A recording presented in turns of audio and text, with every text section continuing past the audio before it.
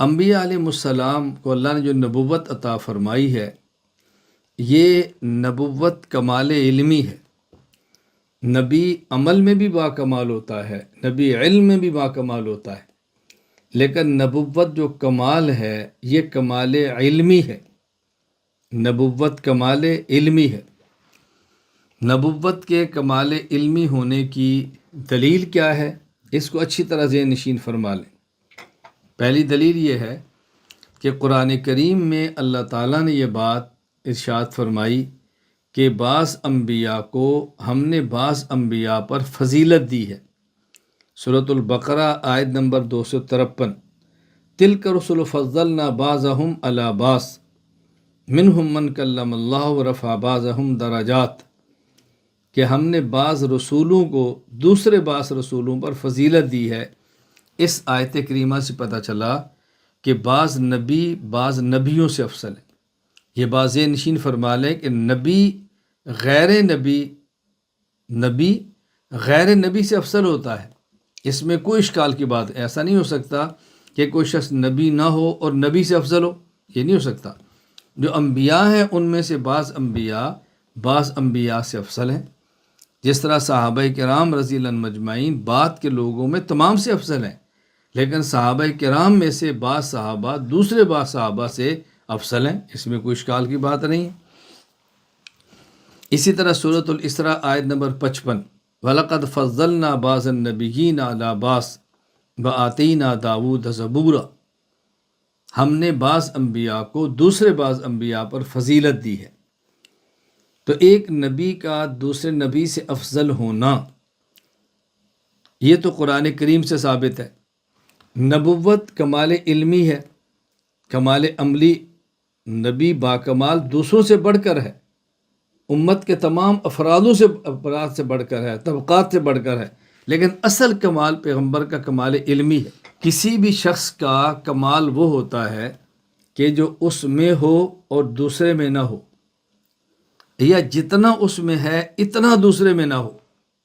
یہ بات یاد رکھ لیں، کسی بھی شخص کا کمال وہ ہوتا ہے کہ جتنا اس میں ہے، جو اس میں ہے وہ دوسرے میں نہ ہو، یا جس قدر اس میں ہے اس قدر دوسرے میں نہ ہو، یہ اس کا کمال ہے۔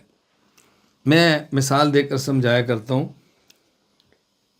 کوئی میرا شاگرد ہے، وہ کسی دوسرے طالب علم سے کہہ دے کہ میرے استاد جی کا کمال یہ ہے وہ سفید پگڑی باندھتے ہیں۔ دوسرا کہتا ہے جی میرے استاد جی سفید پگڑی بھی باندھتے ہیں، سفید کپڑے بھی پہنتے ہیں، سفید چادر بھی لیتے ہیں۔ ایک طالب علم کہتا ہے جی میرے استاد جی ہر روز 4 گھنٹے پڑھاتے ہیں۔ دوسرا طالب علم کہتا ہے میرے استاد جی 6 گھنٹے پڑھاتے ہیں۔ تو یہ کمال کیسے ہوگا؟ ایک آدمی کہتا ہے جی میرے استاد جی قرآن کے حافظ ہیں، دوسرا کہتا ہے جی میرے حافظوں کے ساتھ سب عشرہ کے قاری بھی ہیں۔ تو کمال کیسے ہوگا؟ کسی بھی شخص کا کمال وہ ہوتا ہے کہ جو اس میں ہو اور دوسرے میں نہ ہو، یا جس قدر اس میں ہے اس قدر دوسرے میں نہ ہو، یہ ہوتا ہے اس کا کمال۔ اب دیکھیں، ایک نبی ہے اور ایک نبی کے ساتھ نبی کا امتی ہے۔ کوئی بھی امتی اپنے نبی سے کبھی بھی علم میں نہیں بڑھ سکا۔ اب تو نبوت کا دروازہ بند ہے، کوئی نبی پیدا ہی نہیں ہوگا۔ حضور اکرم صلی اللہ علیہ وسلم آخری نبی ہیں۔ کوئی امتی نبی سے علم میں آگے نہیں بڑھ سکا، چونکہ نبی کا اصل کمال وہ کمال علمی ہے، نہ پیغمبر کے برابر ہو سکا ہے، نہ پیغمبر سے آگے جا سکا ہے۔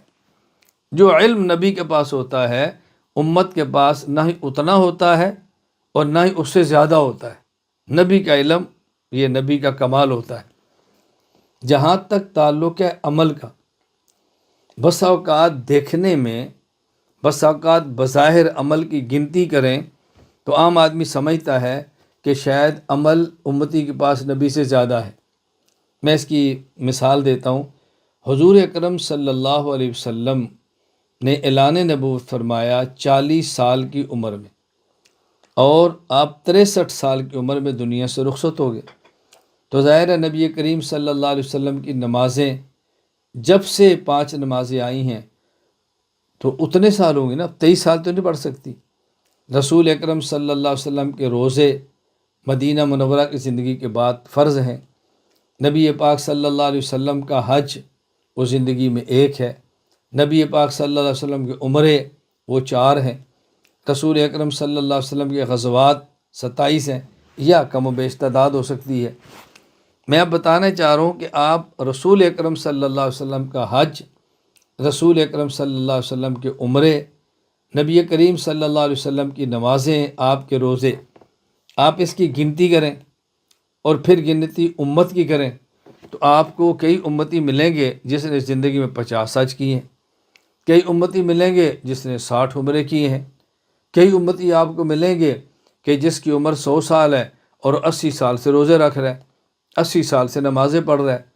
تو بظاہر بندہ سمجھتا ہے کہ شاید امتی کے پاس اعمال زیادہ ہیں۔ علم میں بظاہر بھی کوئی نہیں کہہ سکتا کہ نبی سے امتی کا علم زیادہ ہے، وہاں نبی ہی کا علم زیادہ ہے، بظاہر بھی ایسا نہیں ہوتا، لیکن عمل میں بسا اوقات بظاہر دیکھنے میں ایسے لگتا ہے کہ امتی نبی سے آگے بڑھ رہا ہے، اگرچہ آپ حقیقت پہ غور کریں گے تو کبھی بھی امتی نبی سے آگے نہیں بڑھ سکتا۔ حضرت قاسم العلوم والخیرات بانی دارالعلوم دیوبند مولانا محمد قاسم نانوتوی رحمۃ اللہ علیہ تحذیر الناس عن انکار اثر ابن عباس میں فرماتے ہیں، نبوت کمالات علمی میں سے ہے، کمالات عملی میں سے نہیں۔ انبیاء اپنی امت سے اگر ممتاز ہوتے ہیں تو علوم ہی میں ممتاز ہوتے ہیں، باقی رہا عمل، اس میں بسا اوقات بظاہر امتی مساوی ہو جاتے بلکہ بڑھ جاتے۔ اس جملے پر بہت سے لوگوں نے اعتراض بھی کیا ہے۔ حضرت نانوتوی رحمۃ اللہ علیہ باللہ گستاخی فرما رہے ہیں۔ حضرت نانوتوی فرما رہے ہیں کہ بظاہر کا مطلب کیا ہے؟ میں نے بڑی وضاحت سے سمجھایا کہ رسول اکرم صلی اللہ علیہ وسلم نے 40 سال کے بعد اعلان نبوت فرمایا، 63 سال کی عمر میں دنیا سے رخصت ہو گئے۔ اب آپ کی نمازیں 23 سال کی ہیں اور روزے 23 سال کے ہیں۔ 23 سال کے معنی 23 سال کے اندر کے ہیں، اسے باہر کے تو نہیں ہے۔ حج اسی 23 سال کے ہیں، عمر اسی 23 سال کے اندر کے ہیں، جمی عبادات آپ کی 23 سال کے اندر کی ہیں۔ اور امتی جس کی عمر 100 سال ہے آپ اس کی نمازیں روزے دیکھیں۔ لیکن ہم بظاہر اس لیے کہتے ہیں کہ قیامت کے دن اعمال کی صرف گنتی نہیں بلکہ اعمال کو تولا جانا ہے۔ قرآن کریم میں ہے، الذی خلق الموت والحیات لیبلوکم ایکم احسن عملا۔ قیامت قرآن کریم میں ہے کہ وَنَزَعُ الْمَوَازِينَ، قیامت کے دن ترازو رکھے جائیں گے کفار کے لیے، فَلَا نُقِيمُ لَهُمْ يَوْمَ الْقِيَامَةِ وَزْنًا، قیامت کے دن ترازو ہوگا، الوزن یومئذ الحق، اور اعمال کا وزن ہوگا، ان اعمال بنی آدم یوزن، امام بخاری فرماتے ہیں۔ تو یہ اعمال کا وزن ہوگا، اعمال تولے جائیں گے عمل گنے بھی جائیں گے۔ نمازیں کتنی پڑھی ہیں؟ 5، یہ نہیں کہ گنتی نہیں ہونی، لیکن ان پانچوں کی پانچوں نماز کو تولا جانا ہے۔ روزے رکھے ہیں کتنے؟ 29 یا 30، پھر ہر ایک روزے کو تولا جانا ہے۔ اصل یہ نہیں کہ گنتی ہوگی تو بندہ چھوٹ گیا، بلکہ عمل نے تولا بھی جانا ہے۔ 100 میں سے زکوٰۃ کتنی ہے؟ 2.5 روپے، یہ گنتی ہے نا، پھر اس عمل کو تولا جانا ہے۔ میں یہ بات سمجھانا چاہ رہا ہوں، تولے جانے اور گنتی میں فرق کو سمجھیں۔ کہیں میری بات سے اب یہ نتیجہ نہ نکلیں کہ قیامت کے دن عمل نے تولا جانا ہے تو اگر کسی نے 5 نمازیں نہیں پڑھی، ایک ہی پڑھی، اخلاص بہت ہے، تو اس کو 5 کی بجائے ایک ہی کافی ہو جائے گی۔ دیکھنا ہے 5 ہیں لیکن 5 پڑھی کیسے ہیں، اخلاص تھا یا نہیں، وضو تھا یا نہیں، قبلہ رو تھا یا نہیں، یہ سب چیز اس کے اندر شمار ہوں گی نا۔ تو قیامت کے دن اعمال کو تولا جائے گا، اور قیامت کے دن اعمال کا جو وزن ہوگا اور عمل وزن میں بڑھے گا یا عمل وزن میں کم ہوگا، تو وزن میں کمی اور بیشی کی بنیاد انسان کا اخلاص، اس کی تواضع، اس کی عاجزی، اس کا خشوع اور اس کا خضوع ہوگا۔ جس قدر اخلاص زیادہ ہوگا اسی قدر عمل وزن کے اندر بڑھ جائے گا۔ ایک شخص نے 100 رکعت پڑھی ہے نوافل، ایک شخص نے 2 رکعت پڑھے ہیں نوافل کے، لیکن وہ جو 2 ہیں اس کا اخلاص اگر 100 والے سے زیادہ ہے تو گنتی میں 100 رکعات زیادہ ہیں، لیکن اجر 2 والے کا زیادہ ہوگا۔ انما الاعمال بالنیات، ایک شخص نے ایک مٹھی بھر صدقہ دیا ہے اور ایک نے پہاڑ کے برابر دیا ہے، اور مٹھی بھر والے کا اگر اخلاص زیادہ ہے تو اس کو پہاڑ والے سے زیادہ اجر ملے گا۔ تو وزن عمل کی جو بنیاد ہے وہ انسان کا اخلاص ہے۔ اب ظاہر ہے جس اخلاص سے نبی کا ایک سجدہ ہو، اربوں امتیوں کے اربوں سجدے اس اخلاص سے نہیں ہو سکتے، تو دیکھنے میں پیغمبر کا سجدہ ایک ہوگا، امت کے سجدے اربوں ہوں گے اور دیکھنے میں زیادہ لگیں گے، لیکن جب قیامت کے دن میزان آنا ہے تو امتی کے اعمال اربوں ہونے کے باوجود اس مقام تک نہیں پہنچ سکتے جہاں تک پیغمبر کے عمل پہنچ جانے۔ میں اس کا معنی یہ نہیں کر رہا کہ نبی کے عمل کو تول کر امتی کے عمل کا مقابلہ کیا جائے گا۔ پیغمبر کے عمل جس قدر اخلاص کی بنیاد پہ آگے چلے جائیں گے، امتی کے عمل اس کا تصور بھی نہیں ہم کر سکتے۔ قیامت کے دن اعمال کو تولا جائے گا اور وزن اعمال کی بنیاد ہے اخلاص، تواضع، عاجزی، انکساری، خشوع، تذلل، اور اخلاص اور تواضع کی بنیاد ہے عظمت، عظمت کی بنیاد ہے معرفت، معرفت کی بنیاد ہے علم اور معلومات۔ اہل السنت والجماعت احناف دیوبند کا عقیدہ ہے کہ پیغمبر کا ایک سجدہ امت کے اربوں افراد کے اربوں سجدوں سے افضل ہے۔ کیوں؟ اس لیے کہ تنہا پیغمبر کے دل میں، تنہا پیغمبر کو جو معلومات اللہ کی ذات اور صفات کے بارے میں ہیں، تنہا نبی کا علم جو اللہ کی ذات اور صفات کے بارے میں ہے، وہ امت کے اربوں افراد کے علوم سے زیادہ ہے۔ لہٰذا اس کا نتیجہ تنہا پیغمبر صلی اللہ علیہ وسلم کو جو معرفت اللہ کی ذات اور صفات کی ہے، وہ امت کے اربوں افراد کو جو معرفت ہے اس سے زیادہ ہے۔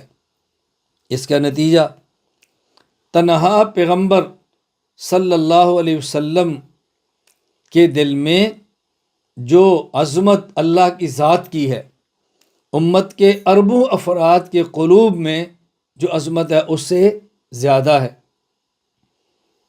نتیجہ تنہا پیغمبر صلی اللہ علیہ وسلم کے ذات میں، دل میں جو تواضع اور اخلاص اللہ کے لیے ہے، وہ امت کے اربوں افراد کے اربوں دلوں میں جو ہے اس سے زیادہ ہے۔ لہٰذا پیغمبر کا ایک سجدہ جس اخلاص کے ساتھ ادا ہوا، امت کے اربوں سجدے جس اخلاص سے ادا ہوئے، ان کو اگر تقابل کر لیا جائے تو نبی کا تنہا ایک سجدہ جس اخلاص سے ادا ہوا، امت کے اربوں افراد کے اربوں سجدے جس اخلاص سے ادا ہوئے، تنہا نبی کا اخلاص زیادہ ہے، تو پھر پیغمبر کا ایک سجدہ امت کے اربوں سجدوں کے، امت کے اربوں افراد کے اربوں سجدوں سے بھی افضل ہوگا۔ اب دیکھو، بظاہر دیکھنے میں ارب سجدے ہیں اور یہ ایک سجدہ ہے، لیکن علم میں بظاہر بھی نہیں ہے۔ میں یہ بات سمجھانا چاہ رہا تھا کہ نبوت کمال علمی ہے، نبوت کمال علمی ہے، اس کو اچھی طرح ذہن نشین فرما لیں۔